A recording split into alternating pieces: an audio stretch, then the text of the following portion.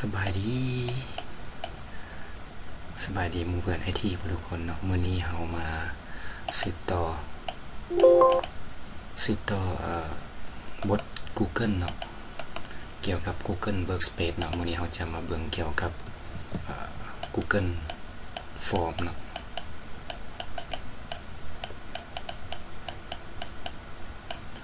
โอเคเฮาเข้า Google Form ก่อนอื่นเบิดก็ต้องแม่นเข้ามาที่ Google Chrome ของเฮานี่แหละเนาะตั้งแต่บททำอิฐเลยเนาะจะเป็นเริ่มต้นด้วยเบราว์เซอร์ Google Chrome ทั้งเบิดเลยก็เข้ามาแล้วจากนั้นก็มาคลิกเข้า Google Search Engine ของเฮานี่เนาะปึ๊บหลังจากนั้นเนาะที่เฮาเข้ามาแล้วเนาะก็คือต้องแมนล็อกอินอีเมลเนาะจะอยู่เบื้องนี้เนาะก็เฮาคลิกใส่นี่ได้เลยเนาะ Gmail ปึ๊บโอเคเนาะเอาเข้ามาปกติแล้วมันจะได้ใส่userแล้วก็พาสเวิร์ดเข้าไปเนาะแต่ว่าเฮาได้เข้าอีเมลแล้วเนาะก็มันจะสะดวกขึ้นเนาะถ้าว่าผู้ใดเข้า Gmail ไว้แล้วเนาะเพียงแต่คลิกก็คือมันก็สามารถล็อกอินเข้าไปในตัวของมันได้เลยหลังจากที่เขาเข้ามาอีเมลแล้วเนาะ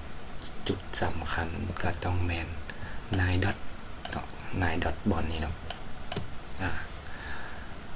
อยู่นี้เนาะเขาก็คลิกใส่แล้วมีวิธีเปิดหลายวิธีเนาะก็เอาเป็นวิธีง่ายที่สุดเลยเนาะก็คืออยากเปิดอยู่ใน Google Drive นี่ก็ได้เนาะหรือว่าเขาจะเลื่อนลงมาเห็นจนไอคอนสีม่วงนี้จนเห็นไอคอนสีม่วงเขาเห็นไอคอนสีม่วงเนาะก็นี่แมน Google Form ปึ๊บเขาจะเห็นว่ามีการนำไส้ลายเนาะเกี่ยวกับ Google Form ต่อมาเนาะก็แมนเขาสิเอารูปแบบบอเนาะเป็นแบบการติดต่อแพทเทิร์นเนาะคันเอิ้นว่าแพทเทิร์นของมันเนาะแบบเชิญเข้าร่วมงานปาร์ตี้หรือว่าเป็นที่เซิร์ชใช้อัพเบาะเนาะหรือว่าเป็นแบบการขายเครื่องแบบลองเสื้อลองอย่างเนาะก็สามารถเลือกเอาได้เลยเนาะมันมีอยู่ในของมันแล้วแต่สำหรับบทเรียนของเฮานี่มันจะเริ่มด้วยการสร้างเองเนาะโอเคเนาะเขาเข้ามาเนาะในฟอร์มของเฮาตัวนี้ฟอร์มของเฮาจะเห็นหน้าต่างนี่คล้ายๆกันเบิดเนาะแต่ว่าจะบอกในส่วนสำคัญเนาะแล้วก็วิธีเฮ็ดสำหรับมื้อนี้แม่นเทคนิคการใช้ Google Form ใน5เทคนิคแบบตั้งแต่เริ่มต้นจนฮอดขั้นนำใช้ได้เนาะ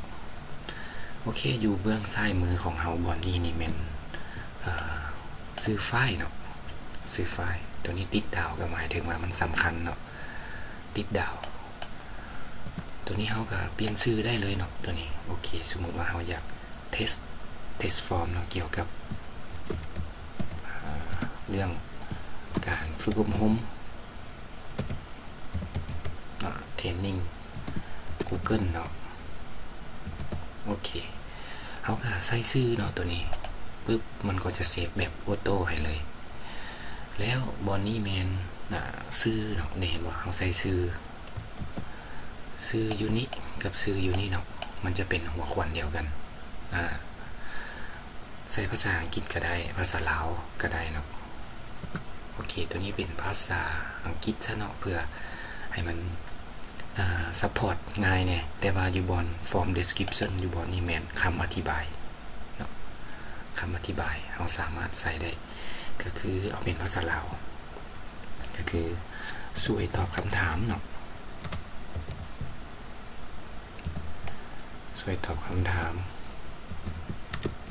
เกี่ยวกับการฝึกอบรม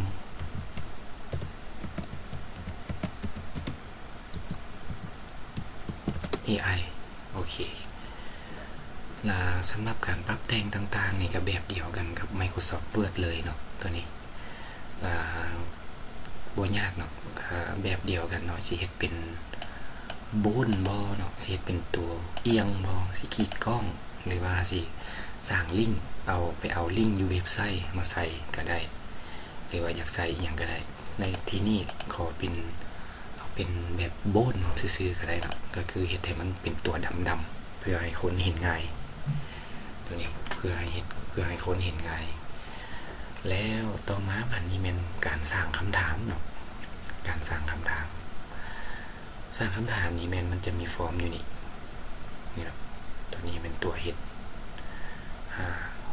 ตัวนี้เป็นเฮาสร้างคำถามเพิ่มเนาะโอเคเฮาสร้างคำถามใดหนึ่งสมมติว่าปึ๊บอันนี้เป็นการเรียนเนาะเอาเป็นภาษาลาวซะเนาะเป็นการเรียน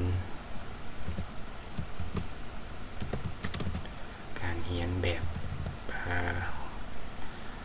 ในห้องเรียนตัวนี้โอเคการเรียนในห้องเรียนแล้วตัวนี้เป็นตัวเลือกเขาจะเฮ็ดเป็นแบบเขาเอิ้นว่า logic form เนาะ logic form มันมี3ทางเลือกเนาะมี3ทางเลือกสมมุติเรามี3ทางเลือก1 2 3การเรียนนี่เนาะมันแบ่งออกเป็นแบบรูปแบบการเรียนเนาะตัวนี้การเรียนที่1นี่เป็นแบบเรียนแบบมาโรงเรียนเนาะตัวนี้มาโรงเรียนที่2นี่แม่นเรียนออนไลน์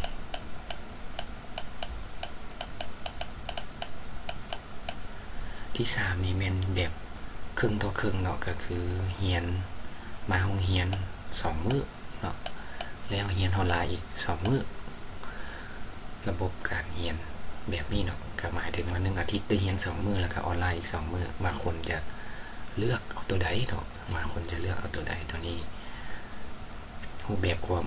เพิ่มพอใจในฟอร์มโอเคตัวนี้ขอเป็นเปลี่ยนเนาะเปลี่ยนเป็นแบบว่ารูปแบบการเรียนการฝึกอบรม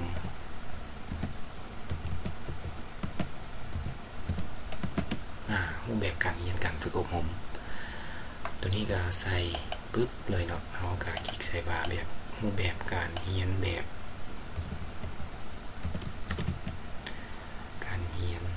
ในห้องเรียนอันนี้จะเป็นแบบ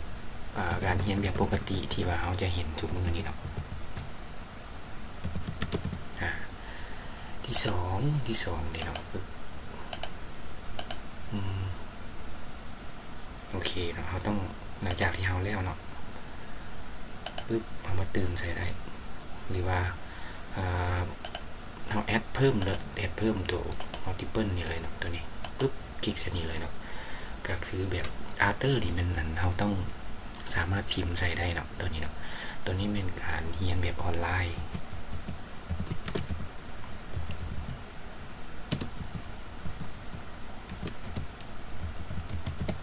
การเรียนแบบออนไลน์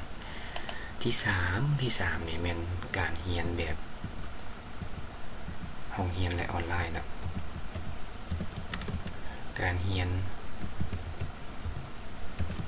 ห้องเรียนและการเรียน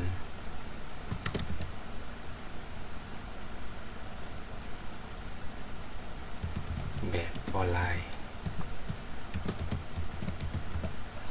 การเรียนเนาะในห้องเรียนตัวนี้โอเคปึ๊บตัวนี้เมนเราได้ช้อยเนาะเขาเอิ้นมาแบบ logical form เนาะก็คือคลิกใส่ห้องเรียนตัวนี้เนาะก็จะไปที่หน้าฟอร์มของห้องการเรียนในห้องเรียนตัวนี้แม่นการเรียนแบบออนไลน์แล้วก็การเรียนแบบทั้ง2เนาะแบบเขาเอิ้นว่า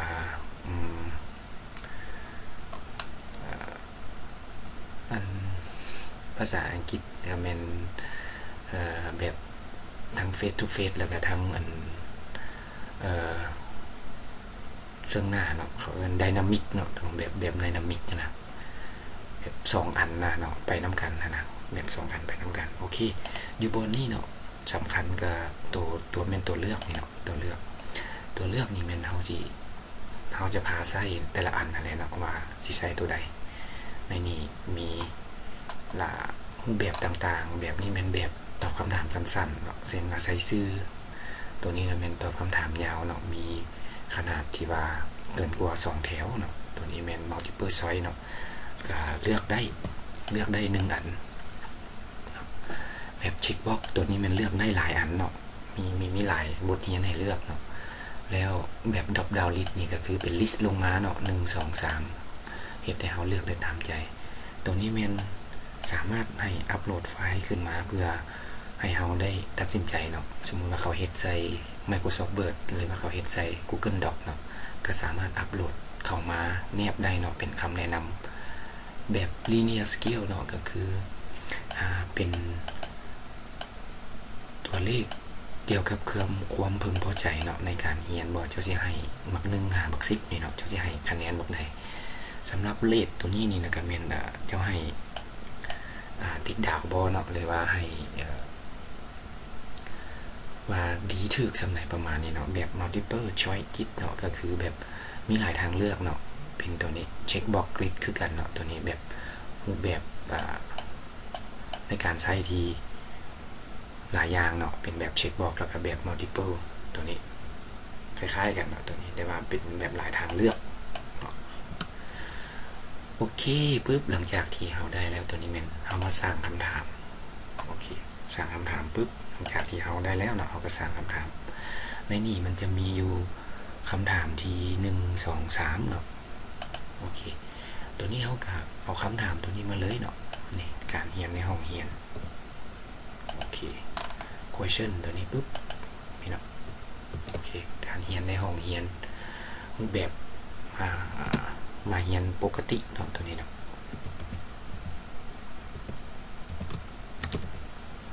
มาเรียนปกติอันนี้ก็เป็นสำหรับน้องๆนักเรียนต่างๆเนาะที่ว่ามีเวลาเนาะก็สามารถมาเรียนแบบนับแต่ม.ประถมจนฮอดมัธยมหมดเลยเนาะก็สิเป็นรูปแบบแนวนี้แล้ววิชาเรียนนี้เนาะสมมติโอเคสมมติวิชาเรียนเป็นมี Microsoft Office เนาะตัวนี้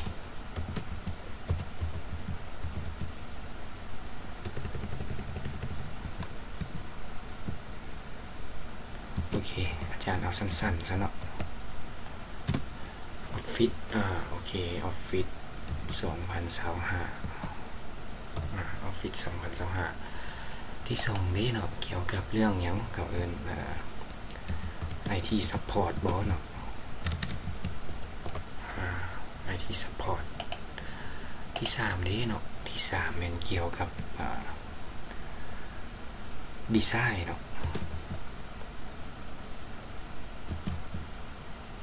ดีไซน์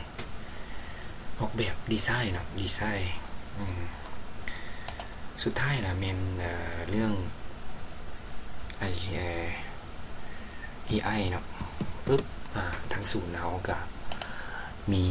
รูปแบบประมาณนี้เนาะตัว Office IT Support เนาะดีไซน์นี่ก็แม่นสิใส่พวกCanva บ่ใส่พวกอย่างต่างๆเนาะในการเฮ็ดคำถามเฮ็ดอย่างต่างๆตัวนี้โอเคตัวนี้แม่นต้องตอบบ่เนาะตัวนี้แม่นต้องตอบ require เนาะก็หมายถึงว่าบ่ให้ปากวางที่1คือกันเนาะอยู่บนนี้เฮาก็คลิกใส่คือกันบ่ให้ปากวางโอเคอันนี้แม่นถ้าว่าเฮาคลิกว่าเฮาสิเลือกเรียนห้องธรรมดาเนาะก็คือมาตัวนี้โอเคแล้วอี2นี้เนาะเฮาก็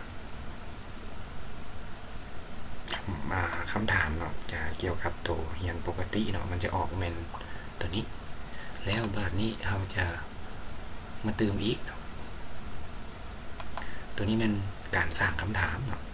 การสร้างคำถามถ้าว่าเฮาบ่ต้องการเนาะเฮาก็สามารถที่จะเลือกได้โอเคเฮามีคำถามจะคำถามเนาะเฮาก็ใส่ได้เลยปึ๊บมาคำถามที่2ค่าเรียนนี้เนาะค่าเรียนเป็นโอเคการลงทะเบียนเนาะตัวนี้ การลงทะเบียน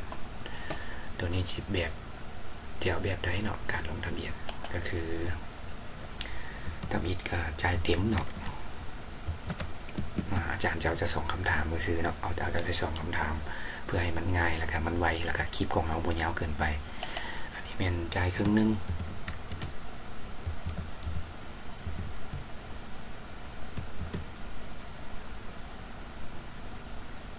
โอเคจ่ายครึ่งนึงที่3มาละเป็นจ่ายแบบงวดเนาะโอเค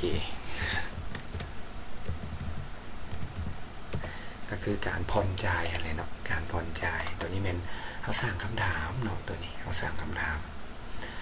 อันนี้เป็นยังบททันเป็นแบบ logical form เนาะตัวนี้เป็นเขาจะสร้างแบบธรรมดาเนาะอันนี้เขาเรียกว่าการสร้างธรรมดามันง่ายเนาะโอเคตัวนี้ขั้นอยากเพิ่มมาอีกเนาะอยากเพิ่มมาอีกเป็นแบบช้อยก็ได้เนาะตัวแบบเช็คบ็อกนี่เนาะนี่เปลี่ยนเป็นเช็คบ็อกก็ได้สามารถติ๊กได้เนาะตัวนี้เป็นแบบmultiple เนาะก็เลือกได้อันนึงเท่านั้นเนาะในการจ่ายเราอยากใส่ราคาเฮี้ยนใส่นี่ก็ได้โอเคอันนี้เขาเรียกว่าการสร้างฟอร์มแบบธรรมดาเนาะเขาก็สามารถเปิดได้มาฟอร์มของเขานี่เป็นแบบรูปแบบใดเขาก็คลิกใส่อ้ายอย่างนี้เนาะเรียกว่ารูปตานี่เนาะคลิกใส่ปุ๊บนี่ก็สามารถคลิกเลือกเนาะ indicate question ช่วยตอบคำถามเกี่ยวกับการฝึกอบรมโอเคตัวนี้ก็จะเป็นคลิกเลือกเนาะคลิกเลือกเนาะว่าเขาสิเฮียนนั่นใดก็สามารถกด submit ได้เลยเนาะตัวนี้มัน submit บ่ได้กันย้อนว่ามันเป็นแบบ preview ซื้อเนาะยังไม่ได้ public บอร์ดนี้สำหรับการสร้างคำถามแบบพื้นฐานเนาะก็ถือว่าจบไปเนาะตัวนี้จบไปแล้วมันก็ง่ายเนาะในการเหตุการเลือกเนาะตัวนี้จะเป็นพื้นฐานทั้งเบิดเนาะในการเฮ็ดแบบฟอร์มต่อมาเราจะเข้ามาในรูปแบบนำไส้เนาะก็คือแบบโลจิกฟอร์มแบบโลจิกฟอร์มเดี๋ยวเรามาเบิ่งกันเลยเนาะว่าเราสิเฮ็ดจังไดโอเคบางคนอาจจะบ่ฮู้ว่าเฮ็ดเป็นเนาะแต่ลืมบ่เป็นเด้สิลืมจังไดลืมก็เฮาคลิกใส่ฟอร์มคำถามที่เราต้องการเนาะเฮาก็คลิกกดบนdelete ได้เลยเนาะโอเคมันก็ลึกไปเลยถ้าว่า undo มันก็จะกลับมาคืนโอเคอาจารย์สีเฮ็ดไม้กะซ่าในกระยาเนาะเพื่อให้เขาได้ฮู้วิธีตัวนี้ก็ดีเลทตัวนี้ก็ดีเลทคือกันเนาะปึ๊บโอเคเขามาแบบถือว่าสำเร็จเนาะทั้งเฮ็ดทั้งลึกทั้งแปลงเขาเอิ้นว่ามีทั้ง insert เนาะ edit แล้วก็ delete เนาะหมายถึงว่าสร้างดัดแปลงแก้ไขแล้วก็สามารถลบออกเนาะได้โอเคต่อมาเอาแบบสวยแบบตอบคำถามในการฝึกอบรมตัวนี้จะเป็นแบบโลจิกเนาะกับแบบนำไส้แบบมีหลายทางเลือกโอเคเอามาเข้าเลยเนาะกันเลยเนาะก็คือเขาสิเฮ็ดคำถามหนึ่งขึ้นมาก่อนเนาะ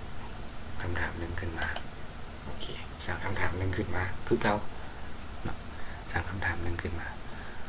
โอเคเดี๋ยวอาจารย์ไปซ่าให้เนาะปึ๊บโดยมาคลิกอยู่บนนี้เนาะปึ๊บอยู่หมายบวกนี้เนาะอยู่หมายบวกนี้ปึ๊บคลิกใส่ add question ปึ๊บตัวนี้เขาก็สั่งคำถามได้เลยก็คือรูปแบบการเรียนคือเก่าอะไรเนาะ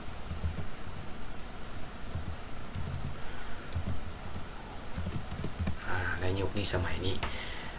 มีหลายทางเลือกเนาะว่าเราจะเลือกเรียนแบบใดตัวนี้ก็เป็นรูปแบบการเรียนรูปแบบการเรียนโอเคต่อมาเราเป็นเราสิเรียนแบบใดก็คือเราเลยเนาะแบบเรียนห้องเรียนเนาะ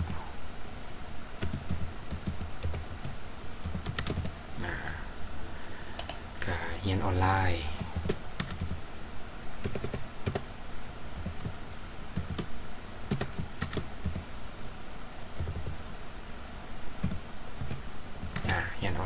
ต้องมีคอมเป็นของตัวเองนำได้เนาะสามารถเรียนอยู่เงินได้เนาะสามารถดังเวลาน้ำกันได้เนาะหรือว่าอาจจะสร้างเป็นคลิปหนึ่งขึ้นมาเป็นรายละเอียดก็เพื่อสามารถเรียนตอนใดเวลาใดก็ได้โอเค ที่3เนาะแม่นเครื่องต่อเครื่องเนาะการเริ่มต้นก็เป็นสิ่งที่ยากเนาะ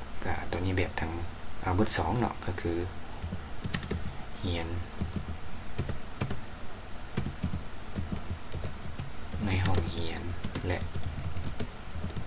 เรียนออนไลน์โอเคตัวนี้มันจะเลือกแบบว่าอาจจะมาเรียน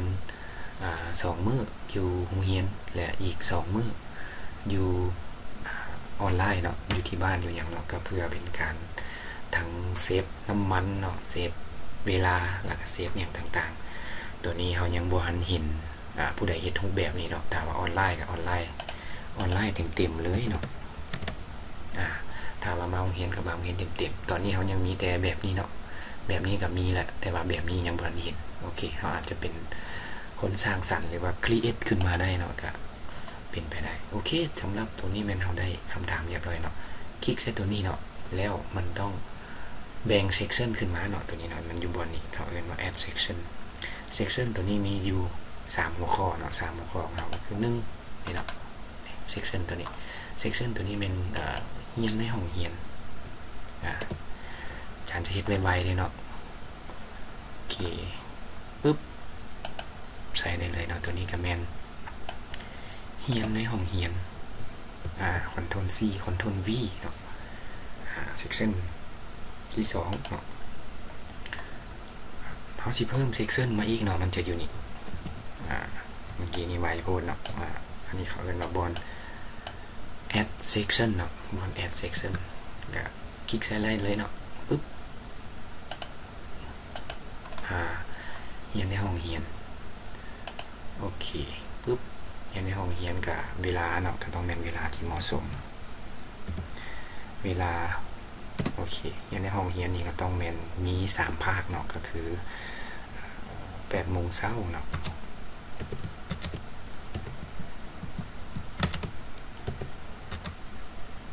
8 โมงหา12 โมงเนาะอาจจะเป็น9 โมงซะเนาะ8 โมงก็สิบ่ทัน9 โมงหา12 โมงโอเคแล้วก็มีตื่นอีกเนาะก็คือช่วงบ่ายก็คือเป็น13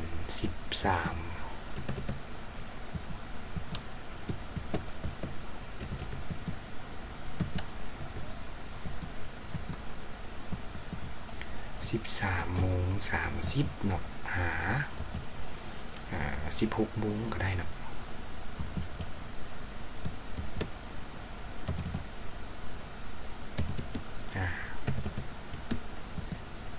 16 โมงตอนแรงนี่ก็ต้องเป็น5 โมงเนาะ10 40 56 17 โมงเนาะอยู่ศูนย์ของเรานี่เรียน17 โมง 30หา17 โมง 30หา20 โมงเนาะ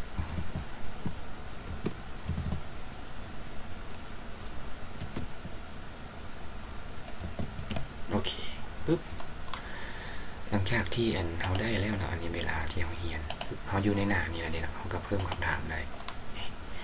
คำถามนี้มันจะอยู่ใน section ตัวนี้เนาะ section ที่2นี้โอเคตัวนี้เป็นเขาเลือกวิชาเรียนเนาะเลือกวิชาเรียนเขาสิเรียนหยังเนาะอยู่นี่โอเควิชาเรียนโอเคที่1ก็เป็นออฟฟิศเนาะเต็มมันก็เป็น Microsoft Office อะไรเนาะแต่ว่าเรียนOffice 2025ก็มี Word เนาะ Excel เนาะPowerPoint เนาะแถมตืมใส่ Google นะ Google นี่จะมีพื้นฐานเนาะ Google มี Gmail มี Google Drive เนาะประมาณนี้แล้วก็สำหรับ2-3 อย่างเนาะสำหรับ Google เนาะ Google doc ตอนนั้นเนาะแล้วก็ตื่มเป็น Canva ให้ตื่มเนาะ Canva ตัวนี้เนาะ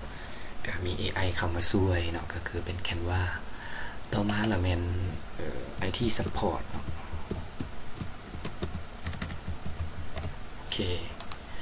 IT support ต่อมาละแม่นเป็นภาคของ AI เนาะเรียน AI เนาะก็คือพวก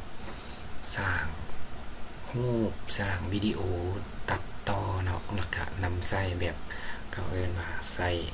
ให้มีประสิทธิภาพและประสิทธิผลอยู่ในเวียกงานเนาะการนำใส่ AI ในเวียกงานแล้วตัวสุดท้ายนี่อาจจะเป็น Google Workspace เนาะ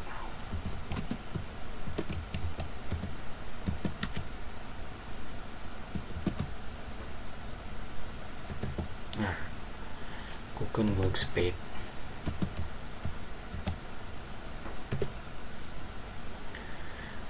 spelling กัน space ของมันบ่ถือเนาะต้องเป็น easy บ่หรือว่า ac แต่ว่าก็เป็น Google Workspace เนาะหรือว่าGoogle โอเคปึ๊บอันนี้มันวิชาเรียนแบบเรียนในห้องวิชาเรียนแบบในห้องเรียน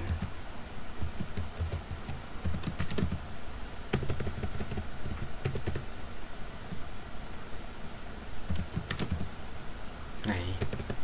วิชาเรียนในห้องเรียนโอเคคำถามที่1เอาเป็น2คำถามซะเนาะก็เพื่อให้เราได้มีตัวเลือกตัวช้อยเนาะให้เราได้เบิ่งปึ๊บตัวนี้แม่นเราอยากเจาะจงอีหยังบ่เนาะเราอยากเจาะจงอีหยังก็คืออยากลงลึกด้านใดเนาะ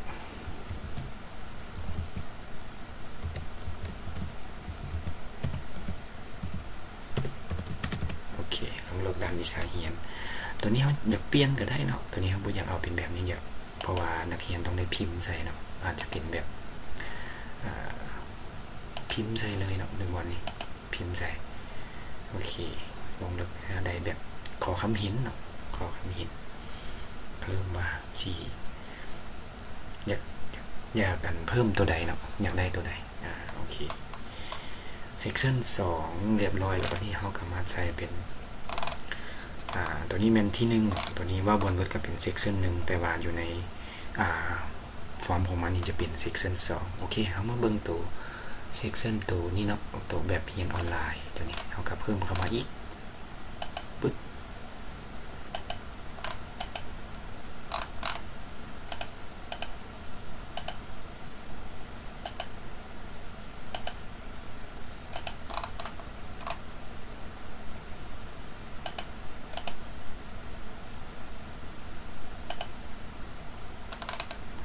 โอเคบัดนี้ที่เป็น section 3เนาะตัวนี้เราก็ดึงมาก็ได้เนาะนี่ section 2ตัวนี้มัน section 3แล้วค่อยยับเอาก็ได้เนาะตัวนี้อันนี้เป็น section 2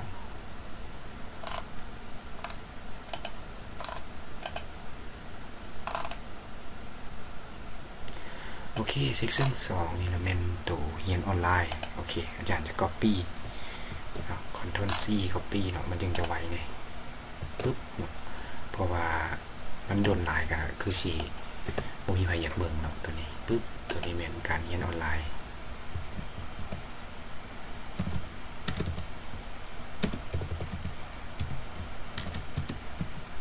การเรียนออนไลน์แบบ 100% เลยเนาะ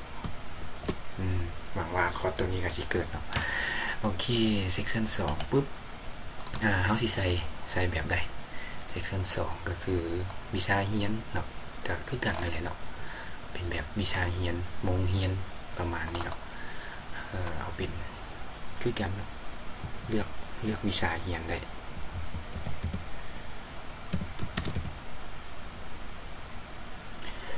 โอเคสำหรับทางเลือกนี่เนาะก็เราสามารถลองเอาอันใหม่เบิ่งเนาะก็เป็นแบบเช็คบ็อกซ์เนาะแบบเช็คบ็อกซ์นี่เลือกได้หลายเนาะเลือกได้หลายแบบก็คือเก่าเนาะก็เป็นออฟฟิศเนาะ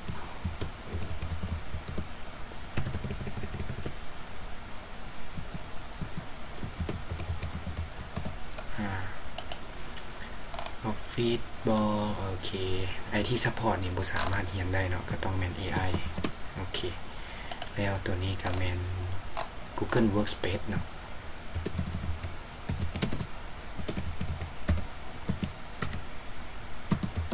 โอเคคือสิแม่นตัวนี้เนาะ Google Workspace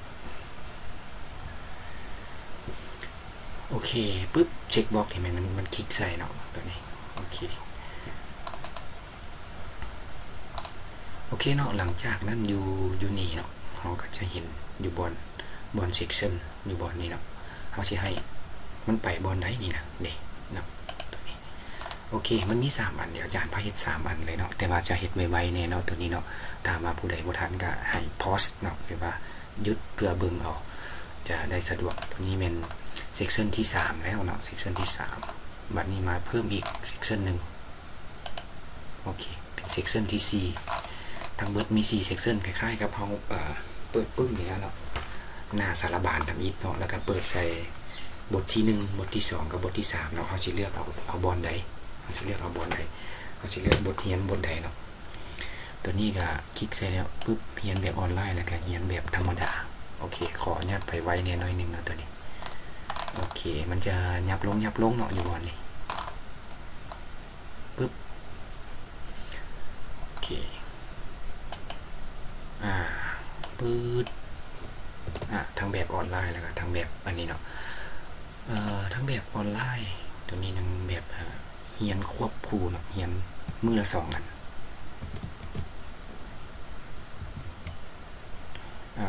แบบ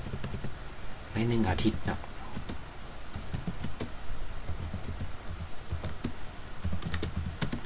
เรียนที่โรงเรียน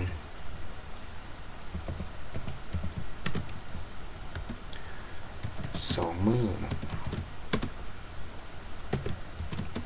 ก็เรียนที่ศูนย์เนาะ2 มื้อคือกันโอเคปึ๊บเนี่ยหลังจากที่เราได้ตัวนี้มันหัวข้อที่ว่ามันจะลิงก์มานะปึ๊บเรียน2 มื้อตัวนี้หัวข้อเนาะคันสิว่าแล้วหัวข้อมันเขาสิใส่จังได๋เอาเป็นอันนี้มัน1/2ซะเนาะโอเคอันนี้มันมีออนไลน์ขออนุญาตใช้ภาษาอังกฤษหน่อยนึงเนาะออนไลน์แล้วก็ face to face เนาะตัวนี้ and โอเค face to face แล้วเขาอยากจะได้แบบไหนเนาะตัวนี้จะให้เป็นช้อยให้เขาบอกหรือว่าจะเป็นทางเลือกเนาะหรือว่าจะเป็นดรอปดาวน์ลิสต์เนาะก็สามารถพิมพ์ใส่ได้นี่ตัวนี้พิมพ์ดรอปดาวน์ก็ได้หรือว่าส่วนใหญ่ก็เป็นเอาแบบทางเลือกเดียวเนาะเพื่อให้เราสะดวกอันนี้อาจจะเป็นวันจันทร์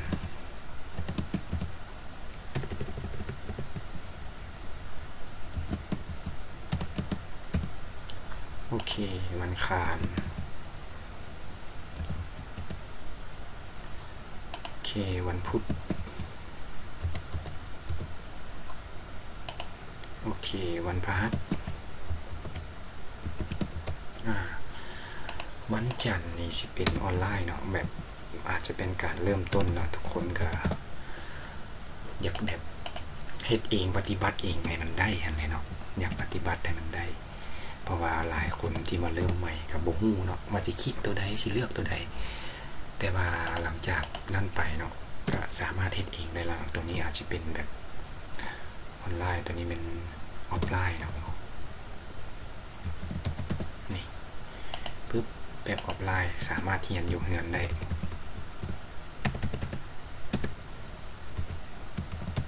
โอเควันนี้เขาก็ถือว่าสำเร็จเนาะสำเร็จในการเฮ็ด3เซกชันเนาะ3เซกชันนี่ก็ยิงมาจากตัวนี้เลยเนาะ3เซกชันโอเคหลังจากคลิกเส้นนี้ปุ๊บเนาะคลิกเส้นนี้แล้วมันจะแลนมาหาตัวนี้เลยเนาะนี่เนาะตัวนี้เราเลือกคลิกปุ๊บเนาะ เลือกปุ๊บแล้วมันจะต้องแลนมาหาเฮียนในห้องเฮียนเดี๋ยวนี้เขาก็คลิกใส่ปุ๊บตัวนี้ปุ๊บนี่เนาะถ้ามาเลือกตัวนี้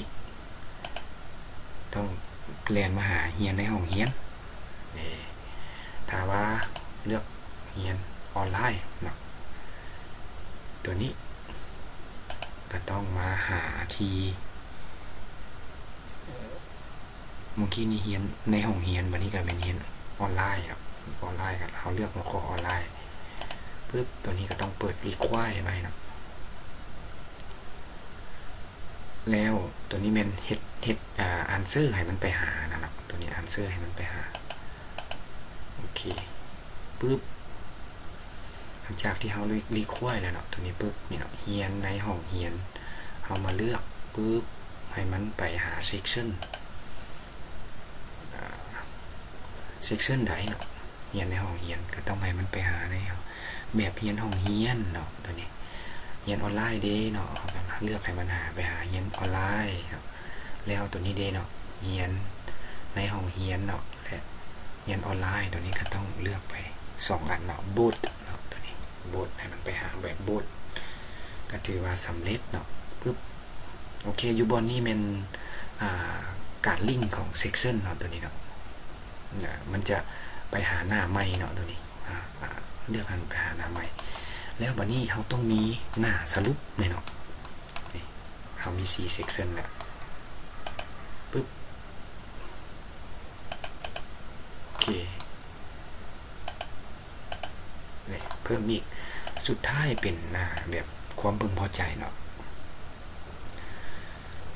certification เนาะเอาเป็นภาษาลาวซะเนาะเพื่อความสะดวกความพึงพอใจ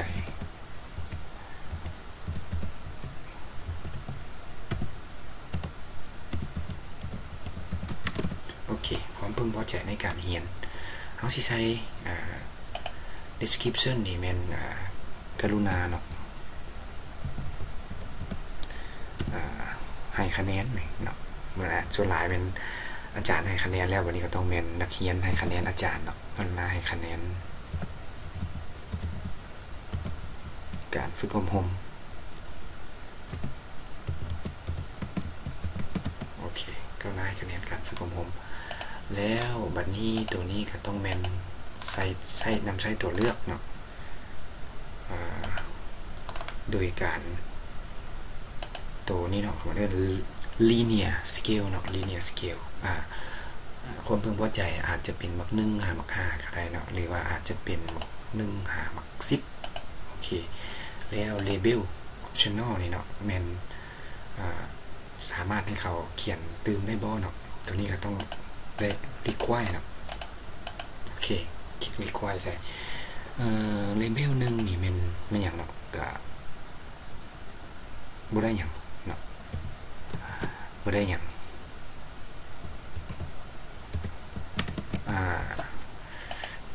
2นี่ดิเนาะ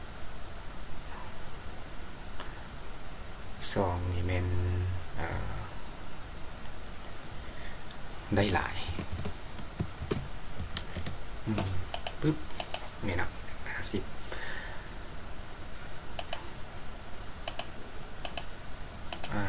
คะแนนเนาะตัวนี้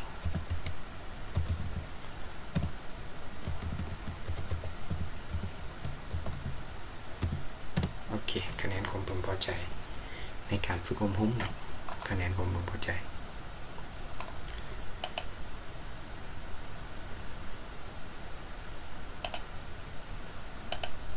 ปึ๊บนี่โอเคมันจะเป็นคะแนนอยู่เบื้องขวาหลังจากนั้นทุกเซกชันเนาะหมายถึงว่าเซกชันทุกเซกชันนี่นะทุกเซกชันตัวนี้ต้องหลังจากที่เขาจะตอบคำถามแล้วเนาะตอบคำถามนี่นะแล้วเนาะปึ๊บมันต้องแลนมาหาตัวนี้ต้องแลนมาหาความพึงพอใจโอเคปึ๊บโอเคตัวนี้แมนรูปแบบแล้วเนาะตัวนี้แมนการเรียนแบบออนไลน์เนาะตัวนี้ออนไลน์เฮาสิให้มันไปหาเซกชันความพึงพอใจตัวนี้ปึ๊บหลังจากที่ตอบแล้ว ตัวนี้คือกันเนาะอยู่บนนี้โอเคมันยันไวโพดเนาะตัวนี้นี่นะเนาะ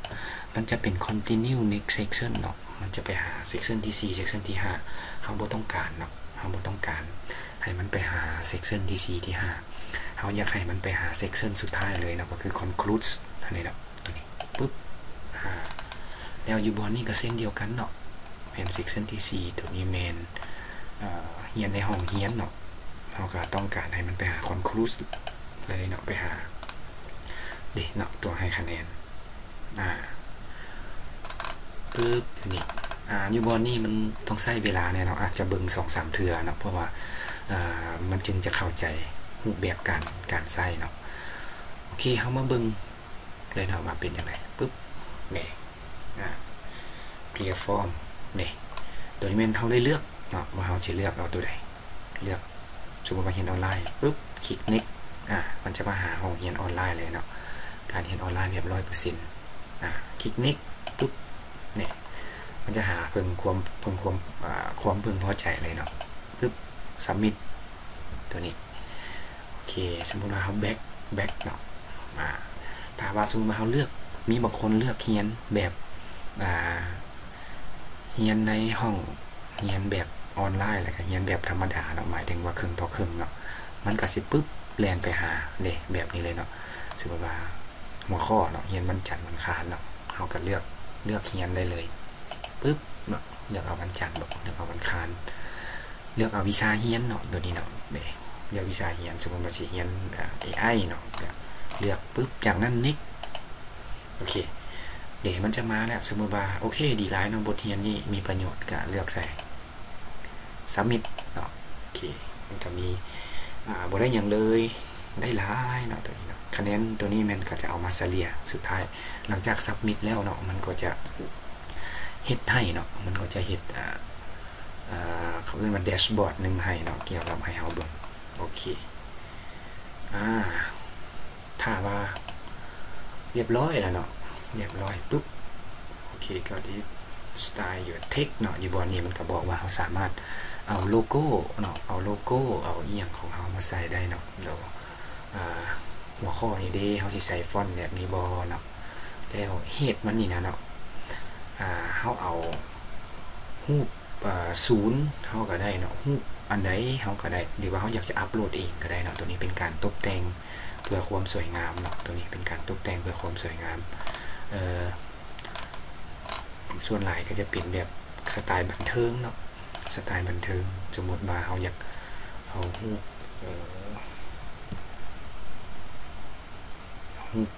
AI ซะโอเคสกูลเนาะ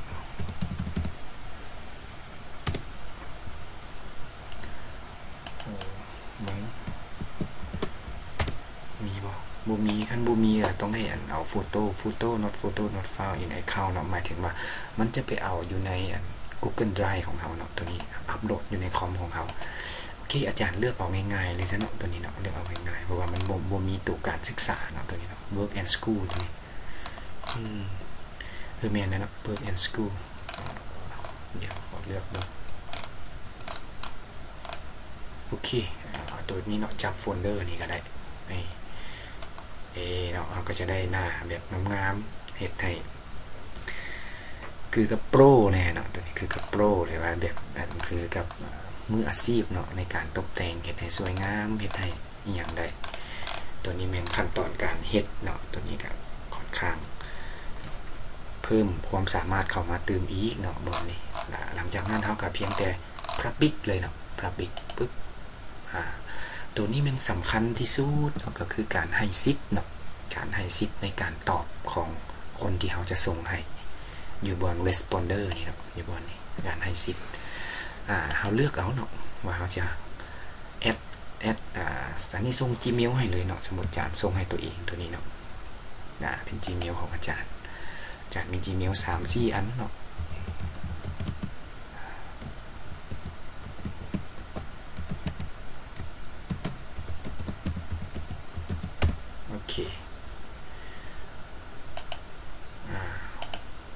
ปึ๊บสมมติว่า Gmail ตัวนี้เนาะ responder เนาะตัวนี้ผู้ที่สิตอบ แชร์ส่งให้เขาเลยเนาะตัวนี้เขาสามารถแชร์ส่งให้เขาได้เลยก็จะไปเข้าใช้อีเมลแล้วต่อมาเนาะโอเคเอามาจัดการตืมตัวนี้แม่นนั่นผู้ตอบนี่เนาะก็แม่นได้ลิงก์เนาะทุกคนที่ว่าเขา copy ลิงก์และจะลิงก์ใส่WhatsApp เนาะ Messenger หรือว่าทางไลน์ทั้งอย่างก็ได้เนาะแล้วแต่เราสะดวกตัวนี้มันการให้ซิทบนนี่มันเบิ่งได้บ่เนาะหรือว่าเลือกเอาเนาะว่าสิให้เขาแปลงบ่เนาะใช้เขาแปลงนำบ่หรือว่าสิให้เขาแบบตอบซื่อๆเนาะส่วนหลายคอมเมนต์จะให้แต่ตอบคำถามอะไรเนาะจะบ่ให้สามารถมาแปลงมาอีหยังมาเบื้องหลังของเราได้เนาะหลังบ้านของเราถามว่าได้แล้วเนาะก็เพียงแต่กดปึ๊บโอเคสามารถ Public ได้เลยเนาะกด Manage เนาะบนนี้ปึ๊บโอเคดันเนาะโอเค Public ส่วนอยู่บนนี้ละเป็น Short URL เนาะโอเคหลังจากเขา Public แล้วเนาะเขาก็มาคลิกอยู่บนลิงก์นี่ได้เนาะตัวนี้มันลิงก์ยาวเนาะเขาสามารถคลิกใส่บนนี้ปึ๊บมันจะเป็นช็อตให้เนาะเขาก็ copy link ตัวนี้แล้วไปใส่ URL ก็ได้เนาะให้กับเจ้าส่วนหลายก็เป็นใส่ WhatsApp ไปเลยเนาะโอเคขออนุญาตเข้า WhatsApp เว็บปึ๊บWhatsApp เว็บ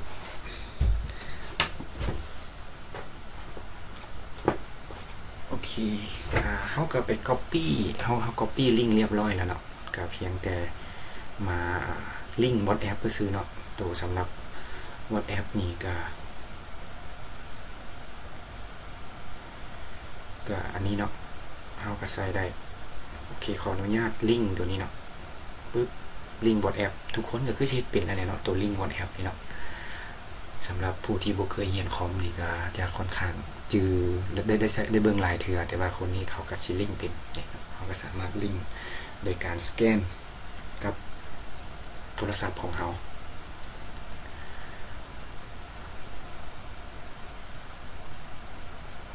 โอเคเนาะอยู่ในWhatsApp ของเขานี่แหละเนาะเขาก็สามารถสมมติว่าเขาสิโพสต์ในกลุ่มเนาะกลุ่มสมมติอาจารย์เด้มีห้องสอนเนาะมีห้องสอน AI นี่เนาะห้องสอน AI วันจันทร์วันพฤหัสบ่วันอีหยังนี่เนาะเขาก็คลิกใส่อยู่ตัวนี้เลยสมมติโอเคเขาคลิกใส่เฉพาะเจาะจงค้นเนาะเฉพาะเจาะจงค้นแบบนี้ก็คลิกใส่บนวางนี่เนาะแล้วก็คลิกขวาแล้วเลือก pass นี่เนาะก็เจ้าก็จะได้รับลิงก์ Google Form ของเราปึ๊บนี่จากนั้นก็คลิก select form นี่เนาะก็เจ้าก็จะตอบคำถามเลือกเอาเนาะจะสิเลือกเอาตัวใดโอเคมีคนสนใจเรียนออนไลน์ next เนาะโอเคตัวนี้เป็นเรียนออนไลน์แล้วเนาะตัวนี้เป็นก็ต้องเป็นเรียนออนไลน์ลอง 100% เขาสามารถใส่คำถามได้ตามใจเลย next ไปอีกโอเคตัวนี้ไม่ให้คะแนนความพึงพอใจนะความพึงพอใจตัวนี้ทุกอย่างจะเป็นแบบรูปแบบของเขาcreate เนาะหรือว่าสร้างไว้เบิดแล้วเนาะแบบออนไลน์นี่ก็คิดว่าคือสิบ่ได้เต็ม100เนาะส่วนหลายอาจจะเป็น7-8บ่เนาะก็ขึ้นนำคือเราเห็นอยู่นี่แหละเนาะมันอาจจะได้สำเร็จก็คลิกปึ๊บจากนั้นก็ submit โอเคเดี๋ยวเนาะทุกคนก็เลือกได้สมมติเอาให้ครบ3อันเลยใช่เนาะเรียนในห้องเรียนจากนั้น next เนี่ยก็จะเข้ามาหัวข้อเรียนในห้องเรียนเวลาเรียนเนาะตัวนี้ปึ๊บสมมติว่าเลือก AI ลงเลือกด้านใดเนาะลงเลือกด้านเขาเรียกว่า prompt engineer ก็ได้เนาะโอเค prompt engineer ปึ๊บความพึงพอใจดีเนาะตัวนี้แบบเครื่องต่อเครื่องความพึงพอใจตัวนี้ฝึกอบรมคลิกใส่ปึ๊บโอเคลองเอาหน่อยเห็นเนี่ยปึ๊บเพื่อให้มันบาลานซ์กันอะไรเนาะสุดท้ายแล้วเมนตัวนี้เนาะก็เรียนแบบเบิด2อันผู้นี้ก็คือสิถึกใจหลายๆคนเนาะเกี่ยวกับหัวข้อตัวนี้เนาะเรียน4มื้อนี่เรียนเอาเบิดเลยบ่หรือว่าสิเรียนมื้อเดียวก็คลิกใส่อันนี้มันแบบว่าเขาเรียกว่า multiple choice เนาะมันเลือกได้แต่อันเดียวเนาะ radio button ตัวนี้เนาะ ตัวนี้มันเลือกได้หลายอันเลือกเอาเบิดเลยเนาะสำหรับ cross ปึ๊บนี่จากนั้นก็เลือกใส่คะแนนความพึงพอใจก็คือมาครบจากนั้นคลิกใส่ submit ตึ๊บ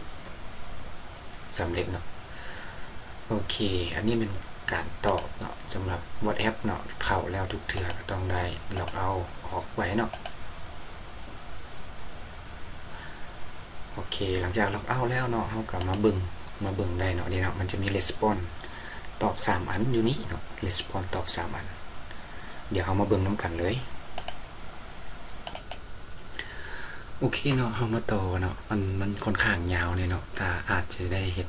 2 section เนาะสำหรับบททัน Google Form นี่เนาะตัวนี้แม่น response เนาะนี่เนาะเราก็มาเบิ่งว่าการตอบของคนนี่มีอย่างแน่เนาะ3คนตอบเนาะสามารถเฮ็ดเป็นรายงานเฮ็ดเป็นอีหยังได้เลยตัวนี้นี่เนาะเป็นบทเรียนเป็นวิชาเรียนอย่างต่างๆเราก็มันจะมีเขาเรียกว่าหลังบ้านนะเนาะตัวนี้เนาะนี่มันจะมีความพึงพอใจอันใดมีคะแนนสำใดถ้าว่ามีฮอตหลายคนเนาะมันจะยิงช่วยให้เฮาสะดวกสบายที่สุดเนาะในการเฮ็ดวิจัยเนาะเฮ็ดค้นคว้าเฮ็ดอย่างต่างๆเนาะสำหรับ Google Form เนาะเลยเฮ็ดแบบให้เฮาแบบรายงานให้เฮาด้วยง่ายๆเลยเนาะตัวนี้สมมุติว่ามีนักเรียน500 1,000 2,000เนาะก็ยิงสะดวกสบายอันถ้าว่ามีนักเรียนน้อย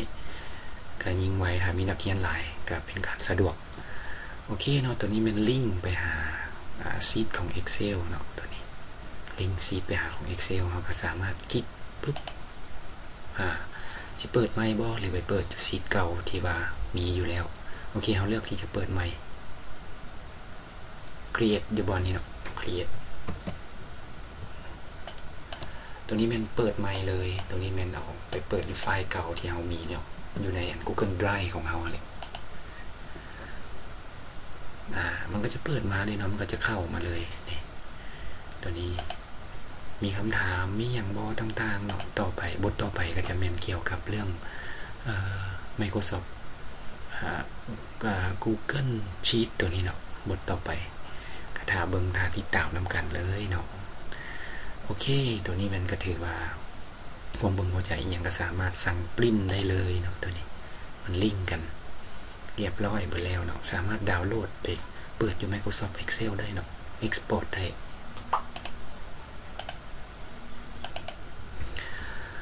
โอเคเนาะเราได้สำเร็จเรียบร้อยแล้วเนาะเกี่ยวกับ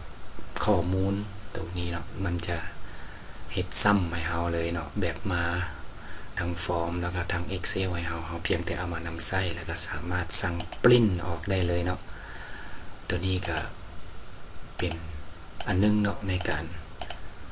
นำใส่ควบคู่อยู่ในบทเรียนของเราเนาะอยู่ในทาง Google ทางเบิดนี้เนาะคิดว่ามันยังค่อนข้างหลายเนาะดันฟอร์มนี่นะเนาะแต่ว่าตัวนี้มีทั้งแบบพื้นฐานนะครับแบบไปหาระดับนำไส้เนาะมันยังมีอีกประมาณ 4-5 อันแต่ว่าอาจจะเป็น EP 2เนาะอาจจะเป็น EP 2เดี๋ยวจะได้เฮ็ดต่อเติมอีกเนาะแล้วย่านว่าคลิปนี้มันจะยาวเกินไปเนาะมันสิฮอดชั่วโมงแล้วก็ถ้าว่าคลิปนี้มีประโยชน์เนาะหรือว่าช่วยเฮาในการนำใช้เวียกงานได้ดีเนาะก็ขอให้กดไลค์กดแชร์แล้วก็